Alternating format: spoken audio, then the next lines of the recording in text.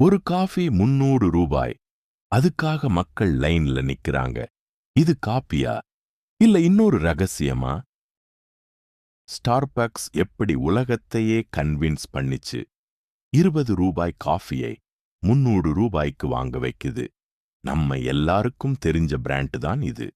ஆனா அதுக்கு பின்னால் இருக்கும் ஸ்டோரி ரொம்ப பேருக்கு தெரியாது.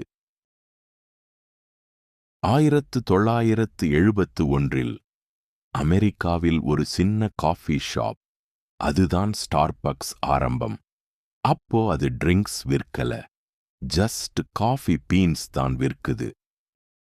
அந்த ஷாப்ல எந்த பெரிய அட்ராக்ஷனும் இல்ல. அதுவும் ஒரு லோக்கல் லெவல் பிசினஸ் தான். அந்த நேரத்தில் யாருக்கும் தெரியாது இது ஒரு நாள் உலகமே பேசுற பிராண்ட் ஆகும் என்று. ஆனா அந்த சேஞ்ச் வரப்போகுது. ஹோவர்ட் ஷூல்ட்ஸ் என்ற ஒருத்தர் இந்த ஸ்டோரிய மாற்றினார். அவர் இத்தாலி போனப்போ அங்க காபி குடிப்பது ஒரு எக்ஸ்பீரியன்ஸ்னு புரிஞ்சது. பீப்பிள் வந்து நேரம் செலவழிக்கிறாங்க, ஜஸ்ட் காபிக்காக இல்ல. அதுக்கப்புறம் ஸ்டார்பக்ஸ் முழுக்க மாறி போச்சு.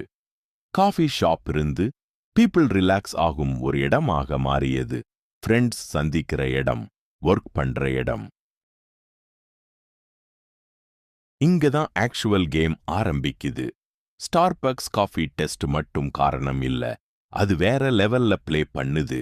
ஆனா அந்த சீக்ரெட் என்னன்னு புரிஞ்சிக்கணும். அதுக்காக கொஞ்சம் கவனமா கேளுங்க. ஸ்டார்பக்ஸ் காஃபி விலை அதிகம்னு நினைக்கிறீங்களா?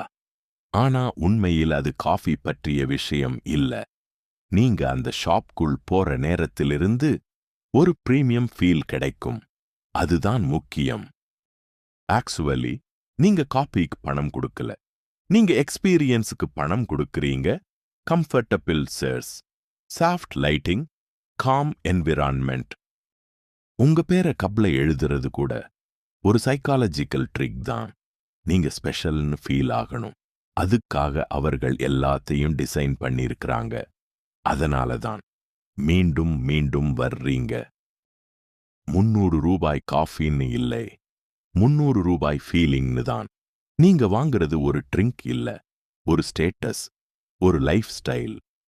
அதனால தான் ஸ்டார்பக்ஸ் காபி விற்கல, ஒரு லைஃப் ஸ்டைல் விற்குது. இதுதான் அந்த பிராண்ட் சக்சஸுக்கு காரணம். இப்படி இன்னும் தெரியாத கதைகள் வேண்டும்னா சீக்ரெட் கதை ஃபாலோ பண்ணுங்க.